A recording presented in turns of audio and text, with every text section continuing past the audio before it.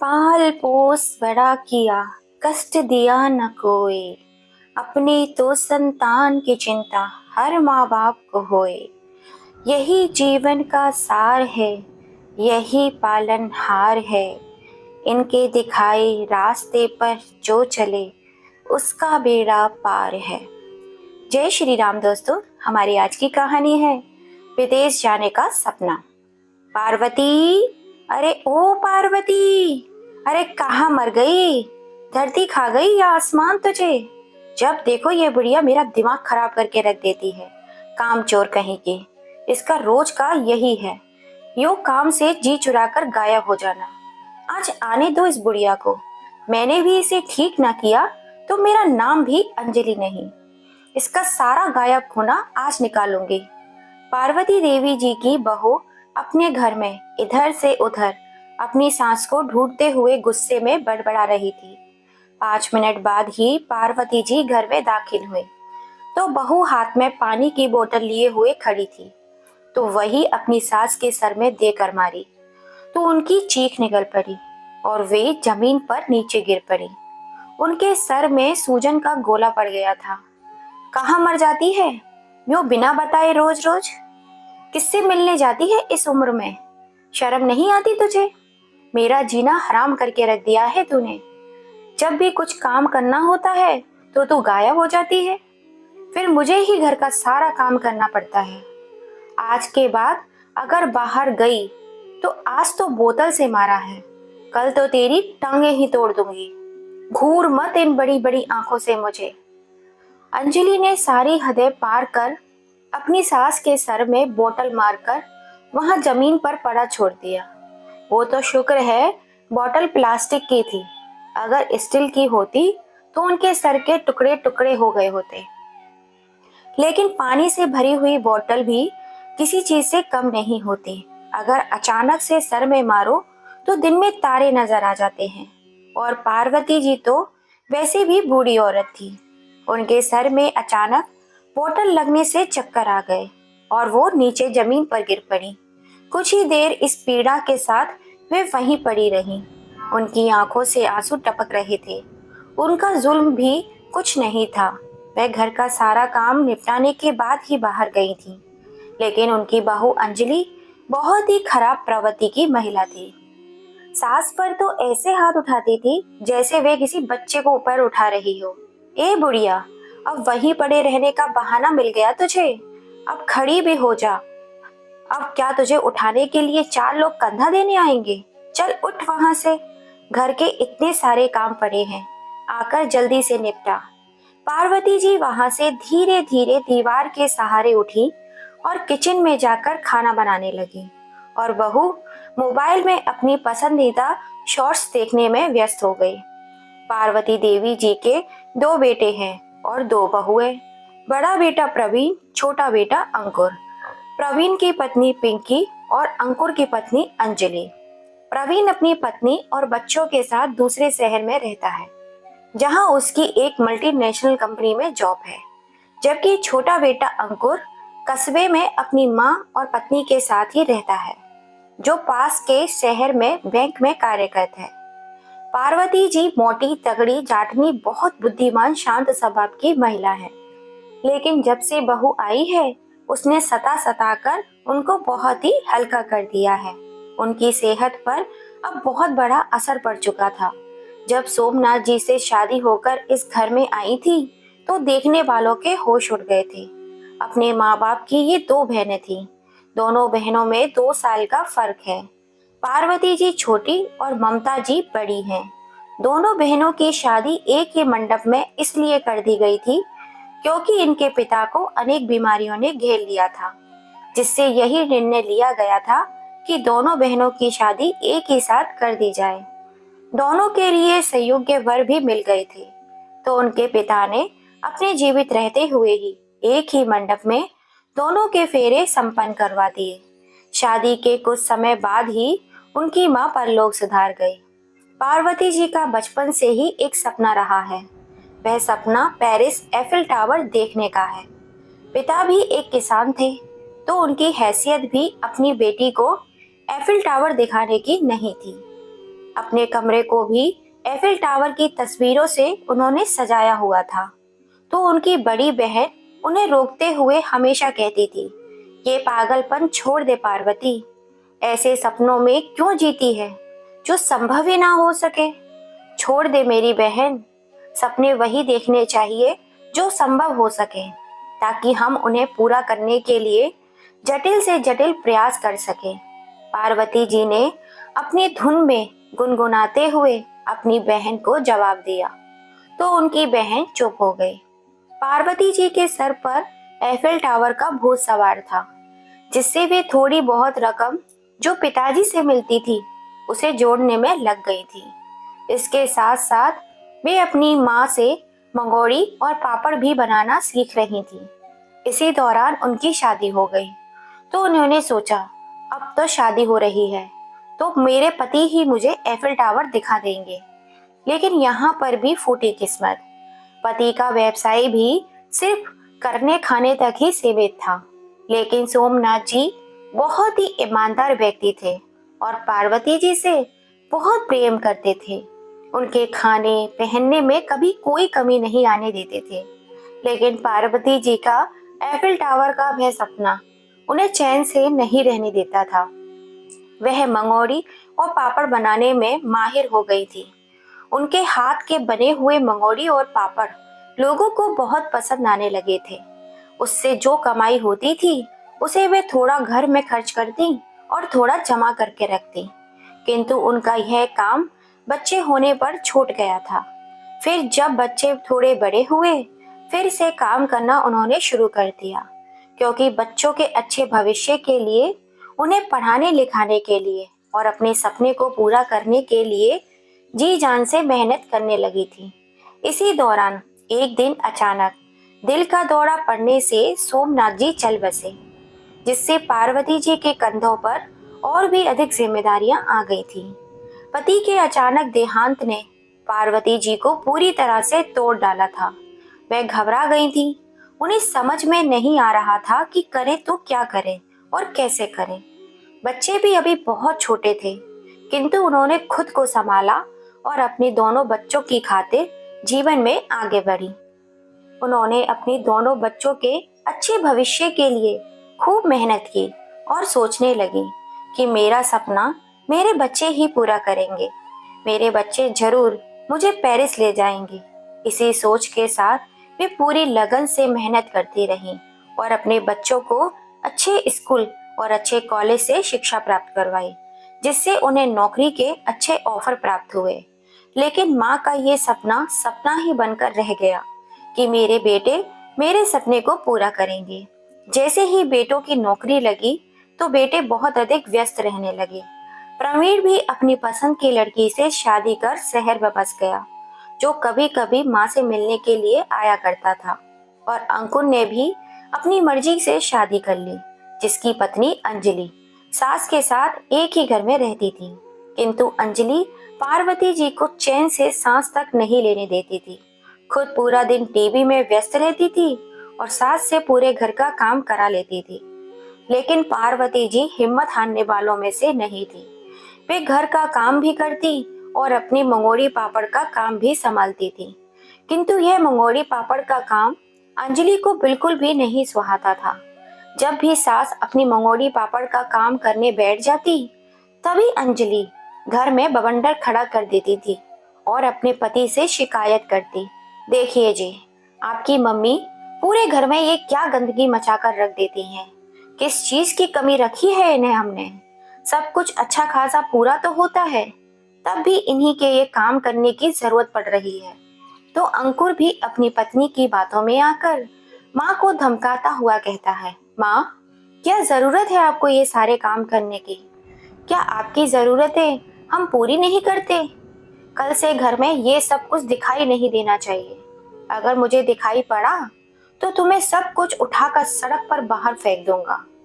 बेटी की डांट से पार्वती जी परेशान हो गई और अंजलि बड़ी ही खुश हो गई अपनी सास का काम छुटाकर।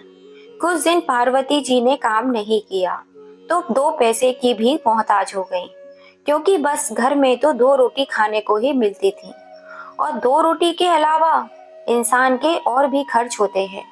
बुढ़ापे में तो दवाइयों के खर्च और भी बढ़ जाते हैं।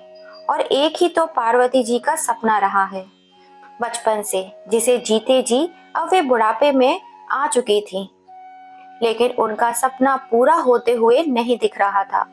कभी कोई अड़चन तो कभी कोई अड़चन आड़े आ जाती थी। अब पार्वती जी परेशान हो उठी थी।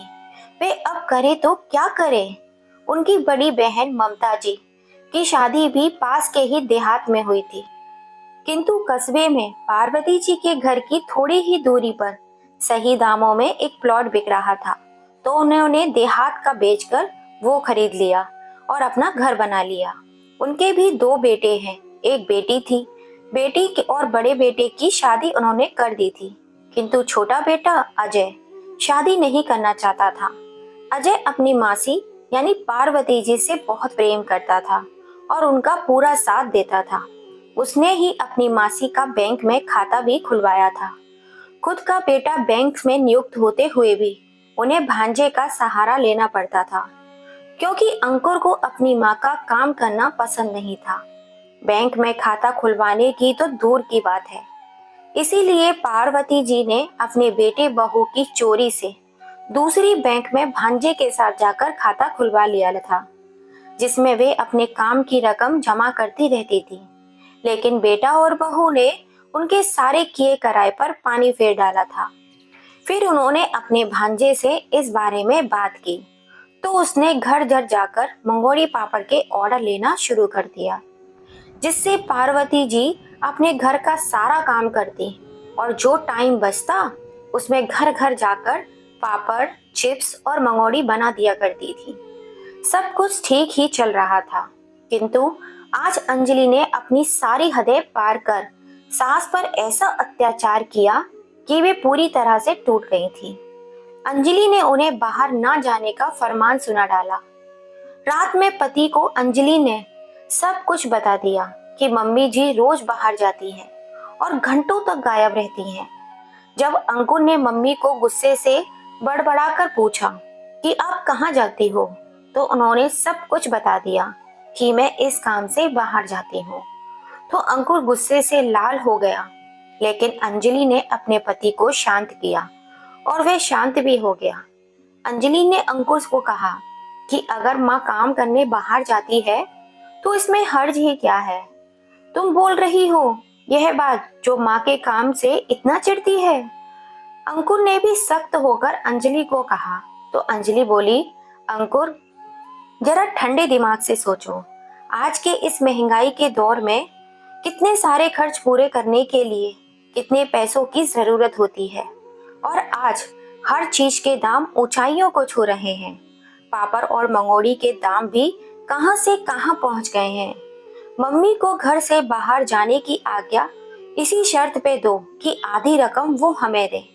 अंकुर अंजलि की बातों से ध्यान से सुन रहा था और सोच विचार करते हुए कहता है कि कह तो तुम ठीक ही रही हो, चलो फिर ऐसे ही करते हैं। वह अपनी माँ को इस शर्त पर बाहर जाने की आज्ञा दे देता है। पार्वती जी मन मसोस कर बेटे की बहू की बात को हाँ कर देती हैं। पार्वती जी मन ही मन सोचती हैं, अगर बात नहीं मानूंगी तो जो आधी रकम हाथ में आएगी वह भी नहीं आ पाएगी। इसी तरह वे फिर से घरों में जाकर अपना काम शुरू कर देती हैं, जिससे उनको जो रकम मिलती आधी अंजलि को देनी पड़ती थी। अंजलि अपनी सास के सपने और उनके बैंक खाते से अनजान थी। वो यही सोचा करती थी कि बुढ़िया दो पैसे कमाकर अपना खर्चा पूरा कर लेती है। एक दिन जब पार्वती जी अपने मंगोड़ी पापड़ के काम से बाहर गई हुई थी, तो अंजलि उनके कमरे में कुछ लेने के लिए गई। वहां उसकी नजर पलंग के नीचे रखे बक्से पर पड़ी, जिसमें जल्दबाजी में पार्वती जी ताला लगाना भूल गई थी। जैसे ही अंजलि की नजर उस पर पड़ी, वे चलते चलते रुक गई और नीचे फर्श पर बैठकर उस बक्से को खोलने लगी। ओहो, बुढ़िया का बक्सा! चलो आज देखते हैं बुढ़िया ने इसमें क्या खजाना छुपाया हुआ है। मेहनत तो बड़ी करती है बुढ़िया, पर फिर भी इसके पास होगा ही क्या। वो बक्से को खोलते खोलते बोले जा रही थी। जब उसने बक्सा खोला तो मुंह उसका पिचका हुआ रह गया। ओहो, ये बुढ़िया ने इसमें क्या, ये कैटलॉग्स रखे हुए हैं। वो उन सभी कैटलॉग्स को उठाती है तो देखती है सभी कैटलॉग्स एफिल टावर के हैं। वो सोच में पड़ जाती है, आखिर ये एफिल टावर के कैटलॉग्स क्यों रखे हुए हैं। उसे समझ में नहीं आ रहा था। तभी उन कैटलॉग्स में से एक फाइल नीचे गिरती है। अंजलि उसे उठा लेती है तो उसकी आंखें फटी की फटी रह जाती हैं। उसका मुंह खुला की खुला रह जाता है। उस फाइल में बैंक की पासबुक थी जिससे अंजलि और अंकुर अनजान थे। वो उसे खोलती है तो उसकी आंखें और बड़ी हो जाती हैं। जब वो रकम देखती है तो अपने दांतों तले उंगली दबा लेती है। उस पासबुक में पूरे 4 लाख की रकम थी जो अंजलि के होश उड़ा रही थी। और उसके साथ एक लेटर भी था जिसमें पार्वती जी ने अपने सपने यानी पेरिस जाने के सपने के बारे में लिखा हुआ था। मैं पार्वती देवी, सादा जीवन जीने वाली एक साधारण सी औरत, जिसकी बचपन से ही हमेशा से एक ही ख्वाहिश रही है, पेरिस जाने की। मुझे पेरिस का एफिल टावर बहुत पसंद है। मेरा सपना है, मेरा जुनून है। ना जाने मुझ में ये जुनून कहाँ से आया। बस बचपन से ही मैंने इसके ख्वाब संजोए हैं। मेरी बहन कहती है कि तेरा यह सपना कभी पूरा नहीं होगा, लेकिन मेरा दिल कहता है कि मेरा सपना जरूर पूरा होगा। माता पिता की इतनी हैसियत नहीं थी कि वो मेरा सपना पूरा कर सके, तो मन को मार डाला। फिर सोचा पति मेरा सपना पूरा कर देंगे। मेरे पति का कारोबार हल्का होने के कारण मैंने अपना सपना मन दबाकर काम किया, लेकिन मेरा मन बार बार यही कहता है, नामुमकिन को मुमकिन बनाया जा सकता है। मैंने जीवन भर मेहनत की अपने बच्चों के लिए। मेरे बच्चे मेरे सपने को साकार करेंगे, लेकिन यहाँ पर भी मेरा नसीब कमजोर निकला। लेकिन मैंने हार नहीं मानी। मैं अपने सपने को साकार करके ही रहूंगी। इसमें भगवान मेरा साथ देंगे। मेहनत मैं जरूर करूंगी, साथ भगवान देगा तो मेरा सपना जरूर पूरा होगा। अच्छा जी, यह बात है। अंजलि ने लेटर पढ़कर कहा, बूढ़ी घोड़ी लाल लगाम, पेरिस जाएगी ये बुढ़िया।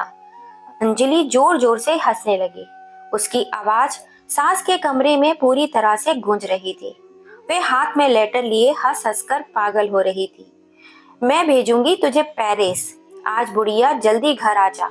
आज तुझे एफिल टावर के ऊपर ही बिठाऊंगी। ये अब शब्द बोलते हुए हंसे जा रही थी। वे बैंक और पासबुक लेकर अपने कमरे में आ गई।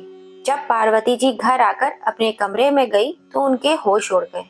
अपना बक्सा खुला देख उनका दिल जोर जोर से धड़कने लगा। जब उन्होंने वहां अपने पासबुक और लेटर गायब देखा तो उनका रंग पीला पड़ गया। हे भगवान, आज कैसे खुला रह गया ये मुझसे। आपने माथे को पीटते हुए बोली। वह दौड़ती हुई अंजलि के कमरे में गई। बहू, मेरे बक्से से तूने सामान क्यों निकाला है? पार्वती जी ने घबराते हुए पूछा। तो अंजलि हंसने लगी और बोली, हाँ, तेरा सपना अब मेरी मुट्ठी में है। तेरे पेरिस जाने का सपना कभी पूरा होने नहीं दूंगी मैं। आ जाने दे तेरे बेटे को। पार्वती जी अंजलि के हाथ पैर जोड़ती हैं और बोलती हैं, बेटा, तू अंकुर को इस बारे में मत बताना। लेकिन अंजलि उनकी बातों को अनदेखी करके उनकी पासबुक ऊपर उछालते हुए कमरे में इधर से उधर घूमती रही। पार्वती जी हाथ जोड़कर उसके पीछे पीछे चलती रहीं, लेकिन अंजलि को जरा भी दया नहीं आई। इतने में अंकुर भी आ जाता है। वो कमरे में आता है और देखकर पूछता है, ये क्या हो रहा है? अंजलि नाटक करते हुए बोलती है, आइए श्रीमान, आइए, देखिए अपनी माँ की करतूतें। कहते हुए पासबुक और लेटर अंकुर के हाथ में थमा देती है। अंकुर जब देखता है, पढ़ता है, तो उसकी आंखें फटी की फटी रह जाती हैं। अरे वाह, वाह वाह, मेरी माता, मैं बैंक का कर्मचारी और मुझसे ही चोरी।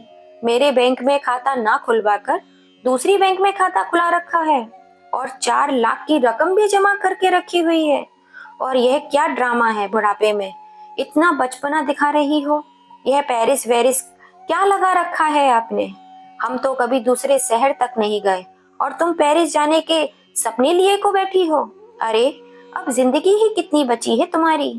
अरे, बुढ़ापे में राम नाम का जप करने की बजाय घूमने की पड़ी है।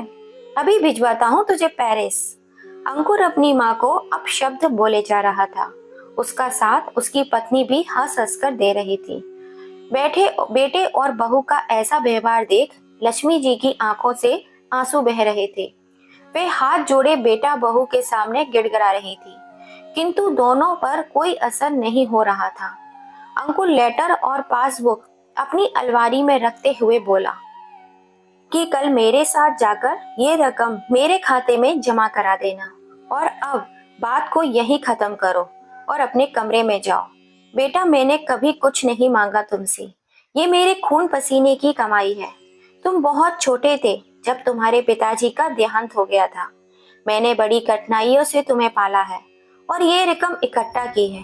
बेटा, मुझ पे रहम खा, मेरा सपना पूरा होने दे बेटा। बुढ़िया, मेरा दिमाग मत खा, मैं बहुत थका हुआ हूँ, कहते हुए अपनी माँ की बाह पकड़े अपने कमरे से बाहर धक्का दे देता है। पार्वती जी अपने कमरे में नीचे फर्श पर बैठकर बहुत रोती हैं। वे अपने पति की फोटो उठाती हैं और उससे लिपट लिपट कर फूट फूट कर रोती हैं। आप क्यों अकेला छोड़ गए मुझे?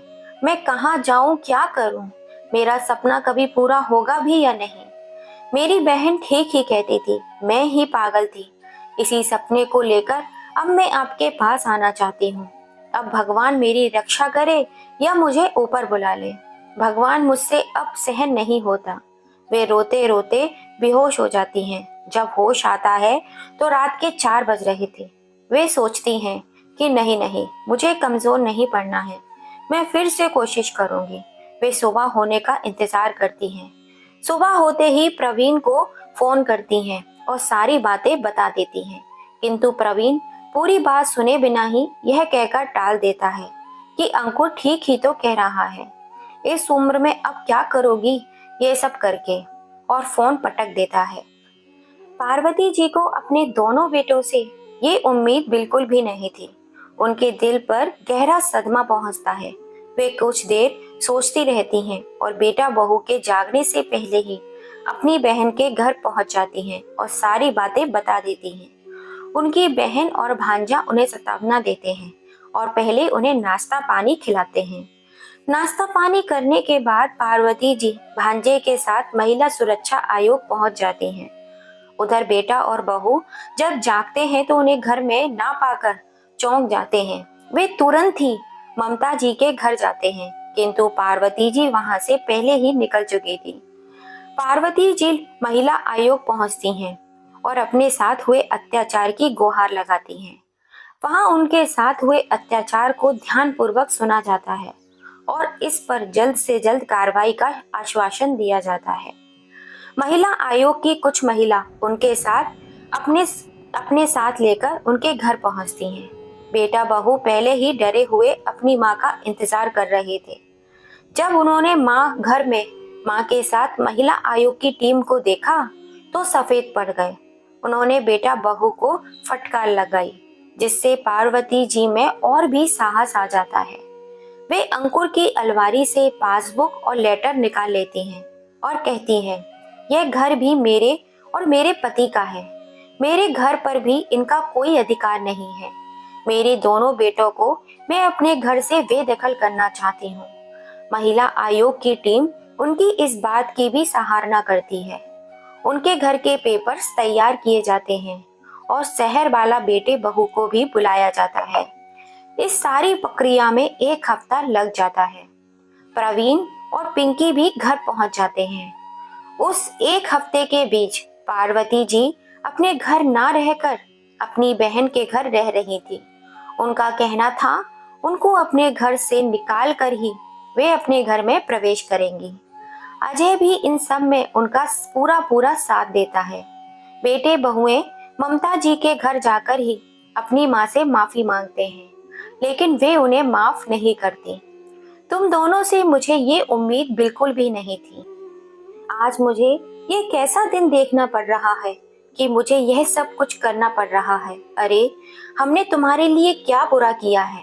यही ना कि तुम्हें 9 महीने अपनी कोख में रखा, तुम्हें जन्म देने की पीड़ा सही, फिर पति के जाने की पीड़ा सही, फिर तुम्हें अकेले पालने पोसने की पीड़ा सही। तुम अपनी माँ के बलिदानों को कैसे भूल गए? मैंने अकेली औरत ने तुम दोनों भाइयों को मेहनत करके पढ़ाया लिखाया, इस काबिल बनाया, क्या यही सिन देखने के लिए?